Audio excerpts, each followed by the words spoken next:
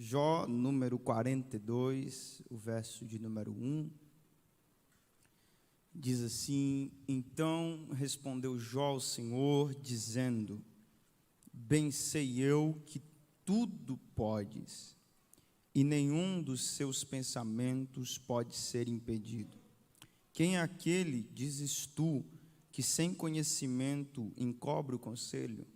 Por isso falei do que não entendia, coisas que para mim eram maravilhosíssimas e que eu não compreendia. Escuta-me, pois, e eu falarei. Eu te perguntarei e tu me ensinarás. Com o ouvir dos meus ouvidos ouvi, mas agora te veem os meus olhos. Por isso me abomino e me arrependo no pó e na cinza. Amém, meus irmãos?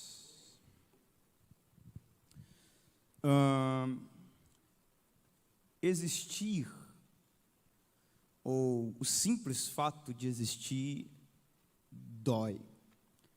Uma das principais consequências do pecado, a primeira delas foi: do suor do teu trabalho comerás. E a segunda ordenança de Deus foi: do seu parto será com muitas dores.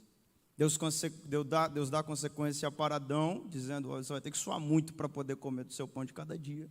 E Deus dá consequência à mulher, dizendo que o parto dela será dado com muitas dores.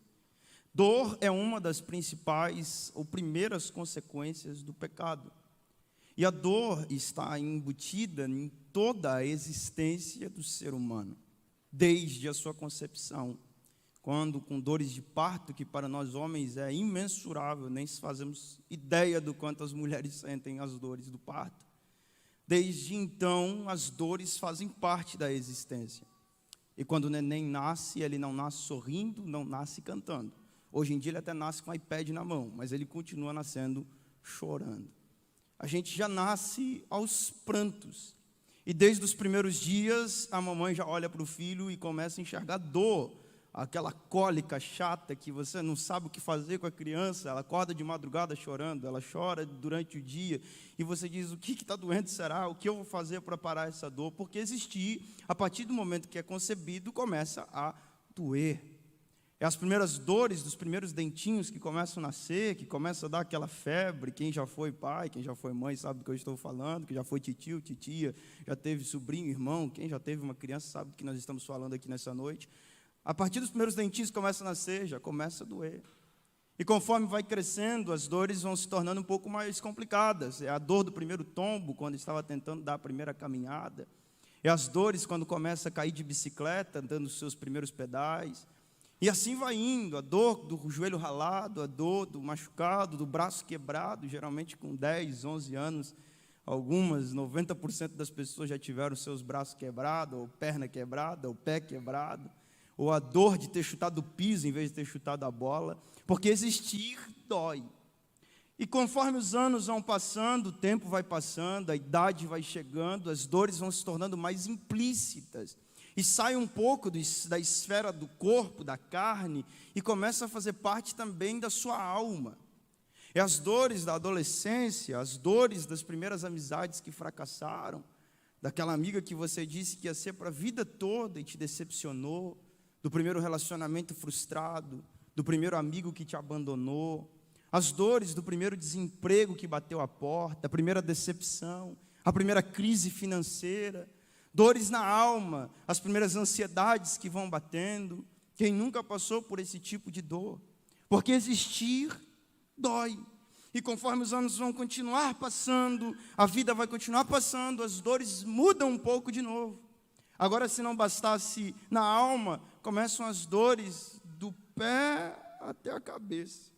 Chega perto dos 40, dói o pé, dói o joelho, dói a perna, dói a barriga, dói o peito, dói a cabeça, dói até o fio do cabelo, não é verdade?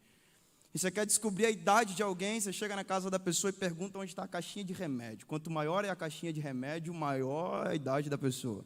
Começa com uma caixinha pequena, daqui a pouco já está com um caixão cheio de remédio, controlado para pressão, para diabetes, para isso, para aquilo, para aquele outro. Porque existir dói. Quando não muito, a idade vai chegando ao fim E aí começa a dor do tio que se foi, da tia que se foi, do marido que deixou, do pai que deixou, da mãe que deixou. Dores da ida, até que enfim você passa a deixar alguém chorando porque você se foi. Você nasce chorando e você sai do mundo e deixa pessoas chorando. Porque a vida tem dessas, complexidades, desafios, dores, fragilidades da vida. Está incutida em todas as esferas e em todas as fases da nossa vida. A dor e o sofrimento, eles fazem parte, ladeiam a jornada do ser humano. Entretanto, quando não muito diante das dores que você está vivendo, você vem para a igreja. E alguns vêm para a igreja na expectativa de que vão entrar pelo templo e as dores acabaram, o sofrimento acabou, agora é só vitória, a luta acabou e agora é só bênção. Mas aí você descobre que você tem um adversário feroz, que não ficou nada feliz com sua atitude de vir para cá e começa a te desafiar com tentações, provações, desafios, dificuldades, porque tanto no corpo, quanto na alma, quanto no espírito, enquanto estivermos neste mundo, vai doer. Mas aí um dia você abre a Bíblia e você lê Jesus dizendo assim: no mundo vocês vão ter aflições, mas tem de bom ânimo, porque eu já passei por tudo que vocês estão passando, e eu venci o mundo por vocês. Meu irmão, se você pode ter uma convicção a respeito da sua dor nessa noite, eu não sei que dor que tem movido o seu coração, mas uma convicção você pode ter a respeito da sua dor. Não é que você vai vencer a sua dor. Você tem que ter uma convicção: Cristo já venceu a minha dor. Ele não disse vocês vão vencer o mundo. Ele disse eu já venci o mundo. Então haja o que houver, a dor que vier, você já tem certeza de qual é o resultado final dessa dor. Cristo já venceu por mim. A vitória que vence o mundo já venceu essa dor, esse sofrimento, essa angústia, essa adversidade. Cristo venceu por mim. Então a dor, nós precisamos entender nessa noite que ela faz parte do existir. Só que eu não quero saber nessa noite, ou indiferente à dor que você vem enfrentando nos últimos tempos, indiferente ao sofrimento que vem sido causado contra a sua vida nos últimos tempos, a questão não é o quanto você está sofrendo. A questão também não é aonde você está sofrendo, nem como você está sofrendo. O que Deus quer tratar conosco nessa noite é a forma que você tem lidado com o seu sofrimento. E existem pelo menos 3 formas de você lidar com a sua dor e com o seu sofrimento. A primeira forma que você pode lidar com a sua dor é ignorando a existência dela, fingindo que não é nada. E você tenta encarar vivendo à margem das dores, como se nada fosse nada. E você ignora a dor, e você passa por cima da dor. Você sabe dos amontoados de problemas que você tem, você sabe das crises que você carrega, você sabe das dificuldades que você tem, mas você vive à margem da dor. Pessoas que vivem à margem da dor são pessoas que rapidamente vivem um colapso na sua vida, ignorando os seus problemas, ignorando as suas dificuldades, ignorando o problema financeiro que você tem, ignorando o problema que você tem na sua casa, ignorando o problema que você tem na sua vida, no seu trabalho, seja que área for. Quando você ignora o problema, você vive um colapso no seu problema. Então, viver à margem da dor não é uma boa opção. A segunda oportunidade que a gente tem, que a gente pode lidar com as dores que estão sendo causadas na nossa vida, é vivendo afundados na dor. E essa também não é uma boa opção. Pessoas que vivem intensamente as suas dores. Você fala com ela, ela só fala das dores. Você conversa com ela, ela só fala de problema. Ela vive afundada nas mágoas, afundada nos problemas, afundada nas decepções, afundado nos desafios, afundado nas coisas que estão lhe acontecendo. Isso a leva a outro colapso, a depressão, a angústia, o suicídio, muitas diversas dificuldades que vai encarar porque está afundado nas suas dores. Mas existe uma terceira ótica e um terceiro viés para você encarar a sua dor. E você pode encarar a sua dor a partir da concepção de Deus, a partir da visão de Deus a respeito do sofrimento do homem. E qual é essa forma de encarar a dor? Jó, capítulo 42, nos deixa claro a forma correta como devemos enfrentar as dores que nos são geradas. No capítulo 42, Jó muda a sua história com algumas atitudes. Jó passa, perceba isso, Jó passa 41 capítulos sem conseguir mudar o seu sofrimento. Quem não conhece a história de Jó, vou dar uma passadinha bem rápida para você entender. Jó tinha riqueza, Jó tinha gado, Jó tinha bem, Jó tinha filho, Jó era um cara completo. Mas um dia ele começou a perder tudo, perdeu tudo que tinha. Acabou gado, acabou riqueza, acabou dinheiro, acabou até a honra. Ficou totalmente desamparado. Jó está vivendo a maior crise da sua história. Ele passa alguns meses nessa crise, que a Bíblia não destaca quanto tempo exato que essa crise durou. Mas ele passa alguns meses, algum tempo nessa crise. E durante os 41 capítulos de Jó, Deus não muda a história de Jó. Jó continua enfrentando a dor, Jó continua enfrentando o sofrimento. E ele passa 41 capítulos questionando Deus, com seus amigos, questionando o Senhor, questionando a sua dor, questionando o seu sofrimento, olhando para os seus problemas e dizendo o quão grandes eram os seus problemas. Ele passa 41 capítulos afundado na sua dor, na segunda ótica que eu acabei de falar para vocês. Mas no capítulo 42, em 6 versículos, ele muda totalmente a sua fala. E foi isso que o ajudou a superar a sua dor e viver uma intervenção de Deus na sua vida. Os 6 versículos que mudaram completamente a história de Jó. O versículo de número 10 diz: o Senhor virou o cativeiro de Jó. A partir dessas atitudes. Então, com Jó, nós podemos aprender como que nós vamos encarar as nossas dores. Só quem tem dor aqui diz amém. Quem tem problema aqui diz amém. E eu quero, em nome de Jesus, nós possamos aprender juntos como encarar os nossos problemas ou como encarar as nossas dores. E a primeira forma que Jó aprende a lidar com isso está no verso de número 2, quando ele afirma com toda a sua alma: bem sei que tudo podes. Jó está declarando um atributo de Deus. Jó está declarando a onipotência de Deus. Ele está dizendo: tu és poderoso. Tu podes todas as coisas. Jó passou 41 capítulos adorando, entre aspas, o seu problema e exaltando os atributos do seu problema, dizendo: o meu problema é grande, o meu problema é terrível, a minha dor é insuportável.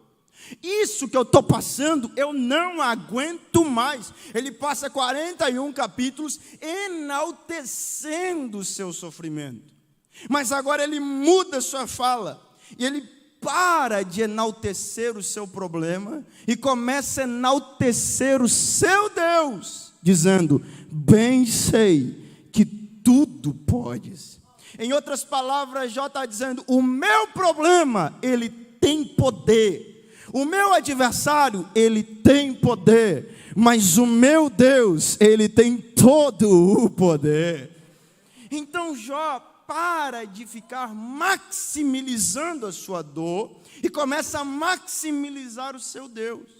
Ele faz o que Ezequiel fez no capítulo 37 do seu livro. Deus pega Ezequiel e leva Ezequiel a um vale de ossos secos. Quando Ezequiel vai para o vale de ossos secos, Ezequiel olha para Deus e diz o tamanho do vale. Olha para Deus e diz a qualidade dos ossos que tem no vale. Olha para Deus e fica especificando o problema que ele está inserido. Dizendo: Deus, esse vale tem ossos. Deus, os ossos estão sequíssimos. Deus, o negócio aqui está feio. Mas enquanto Jó olha para Deus e enaltece o seu vale, o vale continua igual. Mas chega uma hora que Jó olha para o vale e fala a respeito do seu Deus. E ele diz: vento dos quatro cantos, ouvi a voz do Senhor teu Deus. Enquanto ele fala, o vento sopra, e aquele vale já não é vale de ossos secos, nem sequíssimos e nem grande. Agora é um vale cheio de soldados de pé, porque Deus é maior do que o vale que ele está vivendo. Então, em nome de Jesus, nós temos a oportunidade nessa noite de aprender com Jó a parar de maximizar os nossos problemas. Pare de dar ênfase para aquilo que você está passando. Pare de maximizar as circunstâncias que você está passando. Pare de chegar para Deus e dizer o quão grande é o seu problema. Comece a olhar para o seu problema e enaltecer o poderio do teu Deus. Porque o teu problema pode ter afetado a sua vida. O teu problema pode ter o poder de ter mudado algumas circunstâncias na tua vida. O teu problema pode ter tido o poder de ter feito você se entristecer, chorar, passar por adversidades e provações, mas o teu problema não tem poder maior do que o teu Deus. O teu Deus tem poder até sobre o teu problema. O nosso Deus é maior do que o nosso problema. Então pare de maximizar as suas dificuldades. Pare de maximizar os seus problemas. Pare de maximizar as situações contrárias. Pare de maximizar, porque está doendo demais, está chorando demais. Está chorando, mas você sabe o poder do seu Deus. Está sofrendo, mas você sabe o poder do seu Deus. Está angustiado, mas você sabe o poder do seu Deus. A circunstância da vida não muda quem Deus é. Ele continua soberano, Ele continua maior do que tudo. Tudo continua no controle dele. Coronavírus tem poder para afetar o poder, o domínio dos homens, mas não tem poder para afetar o domínio do nosso Deus. Deus continua maior do que as circunstâncias contrárias da vida. Maximize o seu Deus em detrimento aos seus problemas. Em segundo lugar, nós podemos aprender com o nosso vale, aliás, com as dores da existência. A partir do verso 2, a parte B, diz assim: e nenhum dos teus planos podem ser frustrados.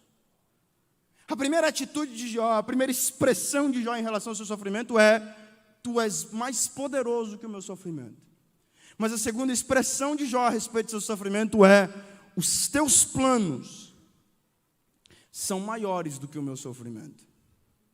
Ele enaltece o plano de Deus. Mas, gente, ele diz assim: o plano de Deus não pode ser frustrado. Gente, escute isso aqui. Jó olha para Deus, diante de todas as percas que ele teve, diante de todo o sofrimento que ele teve, diante de todas as angústias que ele teve, diante de tudo que ele enfrentou, e ele tem coragem de dizer: Deus ainda tem um plano. Aí a gente, quando começa a enfrentar umas coisinhas contrárias, a gente diz: vou desviar, vou sair da igreja, não vou mais para o culto, não quero mais fazer campanha. Jó olha para Deus e diz: eu não estou entendendo nada, mas eu sei que tu ainda tens um plano, e o teu plano é maior do que o meu sofrimento. Meu irmão, plano de Deus não é feito para ser compreendido. Plano de Deus não é feito para ser visado com os nossos olhares. Plano de Deus continua sendo plano de Deus. Fala para José, pergunta se ele entendeu o plano de Deus. Deus olha para ele e diz: tem um plano. Tem, Senhor? Tenho. Vou te fazer grandão, você vai ser maior do que seus irmãos. É claro que Deus não falou nessas palavras, mas entre linhas Deus disse isso: tu vai ser grandão, teus irmãos vão se curvar diante de ti. Ok. Tem um plano. E agora, Senhor, qual que é o próximo passo do plano? Deixa comigo. Daqui a pouco José aparece no fundo de uma cova, aliás, no fundo de um poço, cheio de barata, cheio de lodo, cheio de lama. Ele olha e diz: Esse era o plano que o Senhor tinha para mim? Porque plano de Deus não é para a gente entender, meu irmão. Aí daqui a pouco vem uma corda e puxa o garoto de lá. O garoto sobe. Pensa, é agora a hora que eu vou ser exaltado, é agora a hora que meus inimigos vão ver minha honra. Ele sobe a mesma corda que puxa ele, que amarra ele, vendido como escravo para o Egito. Esse era o plano de Deus. Daqui a pouco ele está na casa de Potifar, começa a crescer, começa a se tornar destaque, começa a se tornar grande, e ele diz, Deus está me abençoando, estou vivendo os planos de Deus. Daqui a pouco ele vai para o fundo de uma prisão, acusado injustamente. Se fosse um de nós, ia dizer, esse é o teu plano, Senhor, não vou mais para a igreja não, hein? Não vou mais orar não, hein? Não vou mais para o culto não, vou fazer campanha mais não, porque se esse é teu plano eu não quero. Mas José não, José fica lá obediente, porque ele pode não entender, mas ele sabe que o plano de Deus é maior do que as circunstâncias contrárias que a vida está lhe oferecendo naquele momento. Ele olha para alguém e diz, tu vai ser recuperado para ser copeiro do rei, fala de mim quando tu chegar lá. O copeiro volta e nem lembra dele. Ele fica na prisão mais um tempão. E eu li um negócio esses dias que eu achei fantástico. Se o copeiro tivesse lembrado dele naquele exato momento, a única função disponível era de padeiro, que tinha acabado de morrer. Deus fez o copeiro esquecer, porque na hora que Deus levanta, é para o lugar certo, para a posição certa e para a hora certa. Daqui a pouco a oportunidade surge, um sonho de Faraó, surge uma nova cadeira no palácio, aquele menino se torna governador de todo o Egito, porque o plano de Deus não está limitado às nossas circunstâncias, o plano de Deus não está limitado ao nosso ideal de plano. Deixa eu pregar para alguém aqui nessa noite. Talvez você olhe para as circunstâncias da vida e você diz, não estou entendendo nada. Talvez eu estou pregando para alguém aqui nessa noite que olha para as adversidades da vida e diz, eu não estou compreendendo o que está acontecendo. Talvez você olhe para as possibilidades e a partir da sua perspectiva está cada vez indo de ralo abaixo, cada vez as coisas estão indo a pior, cada vez as coisas estão indo mais contra aquilo que você achou que deveria ir. Mas deixa eu lhe dizer uma coisa, a partir do momento que você entregou a sua vida na mão de Deus, não se trata mais daquilo que você acha que é o certo, mas se trata daquilo que Deus designou sobre a sua vida. E por mais que você não entenda hoje, por mais que você não compreenda hoje, por mais que você te faça chorar hoje, continua sendo o plano de Deus, e vai chegar a hora que você vai viver os resultados de um plano executado na sua vida. Se tem alguém que acredita nessa palavra, pode celebrar ao nome de Jesus. Deus tem um plano para a sua vida. Deus tem um plano para a sua história. Glória a Jesus. Você olha para aquele garotinho e diz, meu Deus do céu, não tem mais jeito, cada vez está pior. E Deus está dizendo, eu tenho um plano.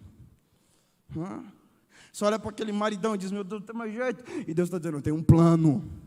Você olha para aquele exame e diz, cada vez está pior. E Deus dizendo, eu tenho um plano. Eu sei a hora de intervir, eu sei a hora de me levantar, eu sei a hora de me posicionar. Você vê até essa parede, mas eu vejo o que vai acontecer amanhã e você não sabe. Eu sei a hora que eu vou me manifestar na sua história. O meu plano continua de pé ao teu respeito, diz o Senhor. Em terceiro lugar,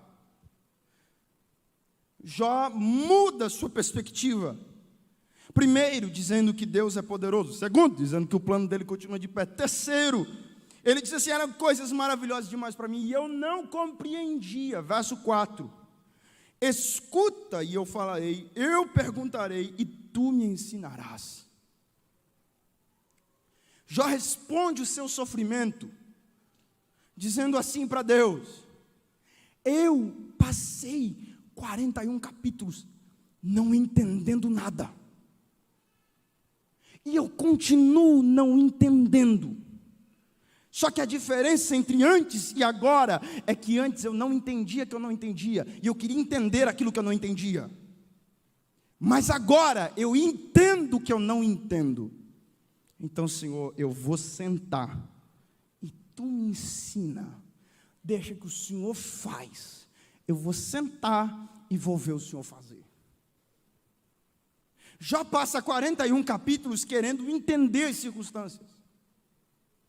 Jó passa 41 capítulos tentando compreender o que está acontecendo na sua vida.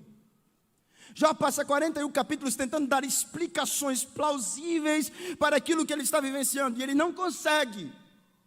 Aí ele chega no capítulo 42 e dá a frase que Sócrates disse depois: só sei que nada sei, mas eu sei que tu sabes, e eu vou sentar na tua escola para aprender contigo em meio ao meu sofrimento. A gente peca porque a gente tenta entender tudo e dar resposta para tudo, é ou não é verdade? A gente tem resposta para tudo nessa vida. Qualquer problema a gente tem uma saída, a gente tem uma resposta, a gente tem um contatinho. Vou ligar para fulano, vou dar um jeito. Espera aí que eu vou falar e vai acontecer. Espera aí que eu vou mexer os pauzinhos e as coisas vão dar certo. A gente sempre tenta dar resposta para os nossos sofrimentos. A gente sempre tenta dar saída para as nossas dores. A gente sempre tenta, eu vou falar com ele, vou convencer, a coisa vai acontecer. A gente sempre tem um jeito. Mas Jó só mudou a história quando ele disse: não tem jeito não. Não tem jeito não. Mas o meu Deus, esse tem jeito para a situação que eu estou vivendo. A sentença já estava homologada. Herodes assinou. Pedro vai amanhecer e vai ser morto. Acabou para ele, já era, não tem mais, está assinado. Alguém olha para a igreja e diz: vamos dar um jeito nessa situação. Igreja, chama o advogado, vamos lá dar um jeito, vamos resolver esse problema, vamos entrar com recurso, vamos mudar essa situação. E a igreja diz: vamos não. Alguém olha para a igreja e diz: igreja, vamos fazer um protesto, vamos pegar a plaquinha, vamos para a porta do Herodes, vamos fazer protesto, vamos reclamar, vamos dar uns pés na porta. E a igreja diz: vamos não. Alguém diz: igreja, faz alguma coisa, vamos entrar na prisão e arrebentar com tudo, a gente é grande, vamos fazer alguma coisa. E a igreja diz: vamos não. O que a igreja vai fazer? A gente vai orar.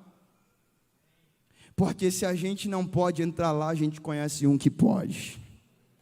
Se a gente não tem recurso suficiente para entrar contra Herodes, eu sei um que tem. Se a gente não tem força suficiente para arrebentar a cadeia, nós sabemos um que tem. Se a gente não tem força suficiente para mudar a sentença, nós sabemos um que tem. Se a nossa palavra não tem força suficiente para convencer ao contrário, nós sabemos um que tem o coração de Herodes na palma da mão. Vai fazer o que, igreja? Vamos orar.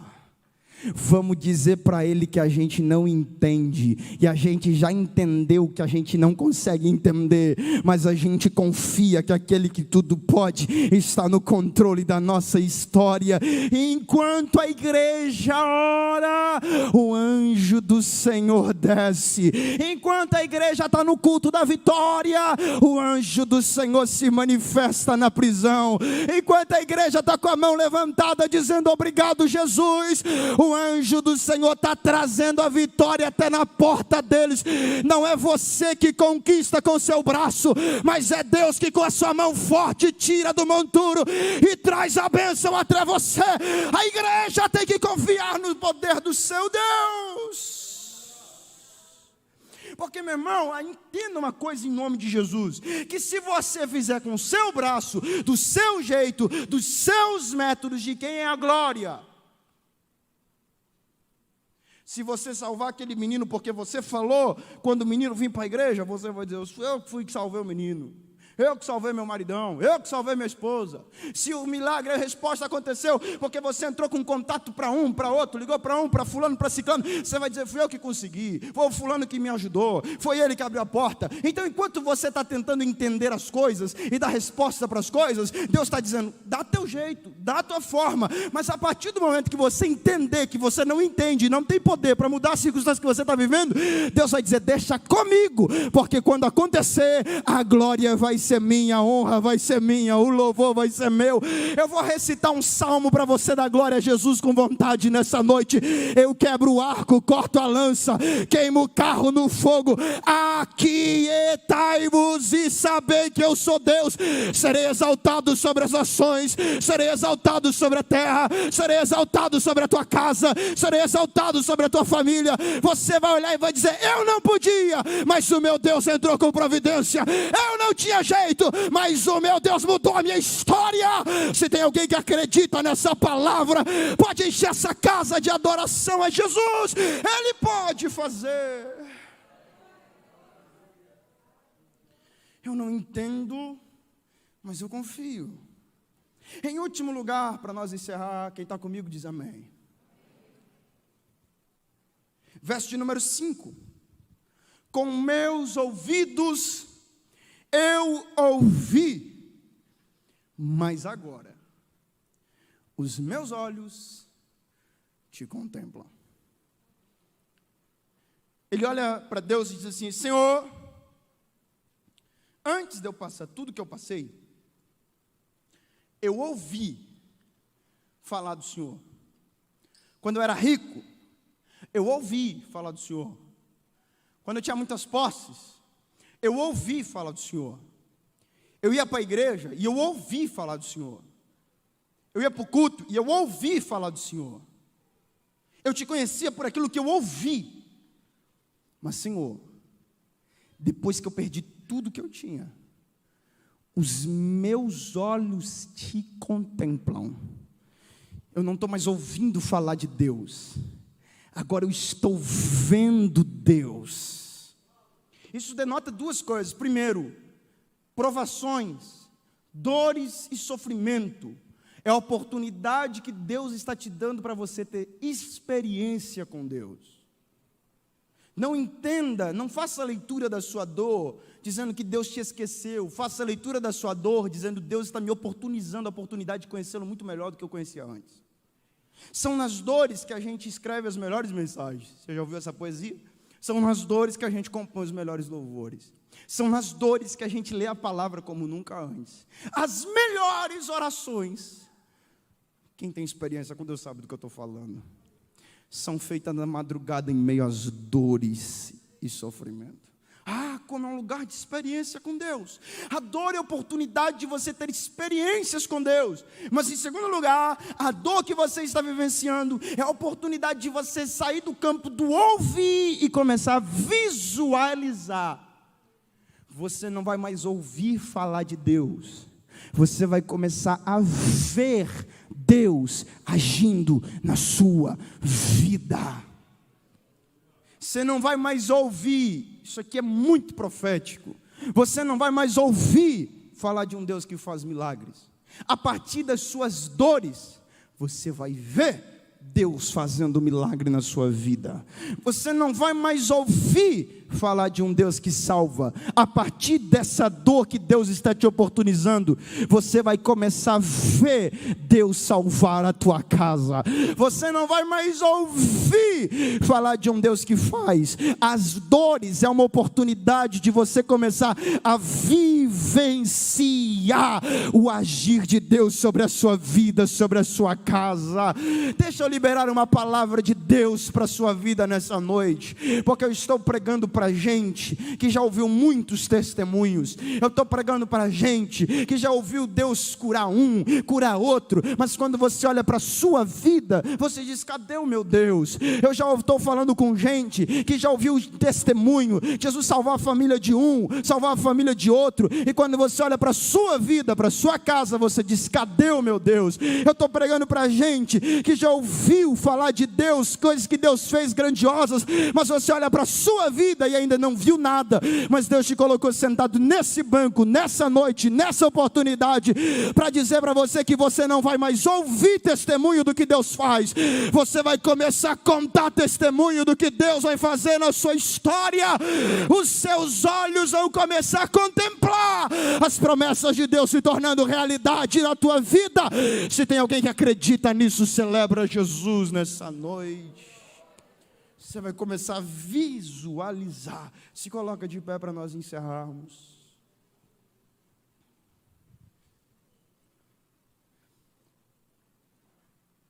Eu termino nessa noite dizendo que a vida vai te dar muitos problemas ainda. A vida é uma rosa que tem os seus espinhos. Eu não posso lhe dizer que você vai viver uma vida 100% sem problemas. Você vai ter problemas. Mas eu posso lhe dizer uma coisa: Você sabe quem é seu Deus. Então, em nome de Jesus, pare de dizer: aonde está meu Deus? Começa a dizer: eu sei onde meu Deus está. Pare de dizer: Deus me esqueceu. Comece a dizer: eu sei o que meu Deus pensa de mim. Pare de ser vítima do seu sofrimento. Seja o vilão do teu adversário. E diga para ele: você pode vir com o que quiser vir, nada vai abalar a minha fé no meu Senhor. Sabe o que o diabo quer ouvir da sua boca? O diabo quer ouvir da sua boca isso mesmo, que você vai desviar. É isso que o diabo quer ouvir de você. O que o diabo quer ouvir da sua boca é isso mesmo: eu vou divorciar. É isso que o diabo quer ouvir de você. O que o diabo quer ouvir da sua boca é isso mesmo: eu vou me matar. É isso que o diabo quer ouvir de você. O diabo quer ouvir que você declare sua derrota, o seu fracasso, na tentativa de diminuir as suas dores. Mas o espírito de ousadia está nessa casa nessa noite, e ele vai abraçar o coração de alguém aqui nessa noite. E você não vai sair daqui com espírito de derrotado. Você vai sair daqui de peito estufado, dizendo: eu sei aonde o meu Deus está. O meu Deus está acima dos montes. O meu Deus está acima dos vales. O meu Deus está acima das circunstâncias. O meu Deus não está na circunstância, Ele está acima das circunstâncias. O meu Deus não se limita pelo medo, pelas adversidades da vida. O meu Deus não é páreo para os desafios de Satanás. O meu Deus não é páreo para as ameaças do inferno. O meu Deus é maior do que o inferno inteiro. Eu continuo confiando no meu Deus. Ele é o meu refúgio, Ele é minha fortaleza, Ele é meu escudo, Ele é meu broquel. Eu sei aonde o meu Deus está. Já passou pelo que passou, mas você vai ler no livro de Jó ele dizendo assim: ó, eu sei que o meu Redentor vive. Eu sei que o meu Redentor vive, e nenhum dos seus planos poderão ser frustrados. Eu sei que Ele vive. A doença está aí, mas eu sei que o meu Redentor vive. A morte bateu na porta, mas eu sei que o meu Redentor vive. O medo está tentando assolar o meu coração, mas eu sei que o meu Redentor vive. As circunstâncias estão contrárias, mas eu sei que o meu Redentor vive. As circunstâncias estão querendo me parar, mas eu sei que o meu Redentor vive. Eu sei aonde Ele está. Eu sei que o controle desse universo está na palma da mão dEle. Ele continua sendo Deus, apesar das circunstâncias que eu não entendo. Eu sei.